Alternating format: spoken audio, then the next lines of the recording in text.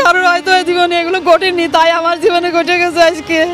মাত্রই গতকাল বিকেলে এটিএন নিউজে এক অসহায় নারীর বাড়ি দখল নিয়ে একটি রিপোর্ট প্রচার হয়। এমন চাঞ্চল্যকর খবর প্রচারের পরপরই ঘটনাটি নড়াইল সদরের সংসদ সদস্য মাশরাফি বিন মুর্তজার নজরে আসে। কয়েক ঘন্টার মধ্যে জরুরি ব্যবস্থা গ্রহণ করেন তিনি।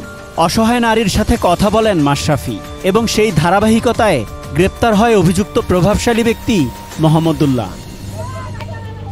ভিটেমাটি রক্ষা করতে এভাবেই ভেকু মেশিনের সামনে শুয়ে পড়েন নাসিমা বেগম নামের এই অসহায় নারী। তবুও শেষ রক্ষা হয়নি। জানা গেছে মোহাম্মদুল্লাহ নামে স্থানীয় এক প্রভাবশালী দলবল নিয়ে ভেঙে গুড়িয়ে দিয়েছেন তার ঘরবাড়ি। বেকু দিয়ে আমার মাথার বাদ দিয়ে সবকিছু ভাঙিয়ে তছনছ করে দিয়েছে। কারণ হয়তো এই জীবনে এগুলো ঘটেনি, তাই আমার জীবনে ঘটে গেছে আজকে।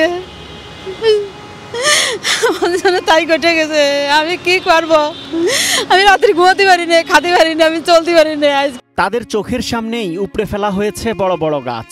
এরপর থেকে আতঙ্কে দিন কাটছে নড়াইল পৌরসভার ধোপাখোলা এলাকার বাসিন্দা নাসিমা বেগম ও তার পরিবারের। গাছতলায় বসে এইভাবে দিনের পর দিন আমি এভাবে কাটাই যাচ্ছি, আর আল্লাহর কাছেই যাচ্ছি, আর দশজনের কাছেই যাচ্ছি। আমার যদি একটু সাহায্য করে। বিশ্বমানের থার্মিক্স রড, সালাম স্টিল থার্মিক্স, দেশের একমাত্র থার্মিক্স রড।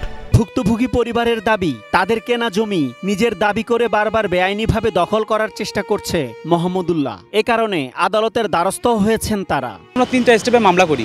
মামলার রায় যাই হোক আমরা সেটা মেনে নেব, ঠিক আছে, কিন্তু মামলার রায় হওয়ার আগ পর্যন্ত আমরা কি করতে পারি বলেন? দেশে কি কোনো আইন নাই, কোনো বিচার নাই? আমরা কার কাছে যাব? এইভাবে কি সবকিছু ভেঙে দিবে? এমন পরিস্থিতিতে আতঙ্কে দিন কাটানো নাসিমা বেগম স্থানীয় সংসদ সদস্য এবং জাতীয় সংসদের হুইপ মাশরাফি বিন মুর্তজার সহযোগিতা কামনা করেন। ওই গাছতলায় বসে এইভাবে দিনের পর দিন আমি এভাবে কাটাই যাচ্ছি, আর আল্লাহর কাছেই যাচ্ছি, আর দশজনের কাছেই যাচ্ছি।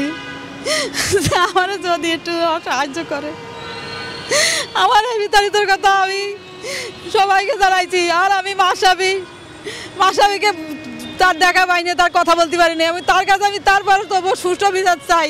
এটিএন নিউজে এই রিপোর্ট প্রচারের পর অসহায় পরিবারের কাছে তার প্রতিনিধি পাঠান মাশরাফি। মোবাইল ফোনে কথা বলে প্রয়োজনীয় ব্যবস্থা গ্রহণেরও নির্দেশ দেন।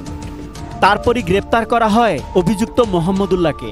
শনিবার দুপুরে তাকে আদালতে পাঠানো হয়। Asad Bhuiyan, ATN news, Dhaka.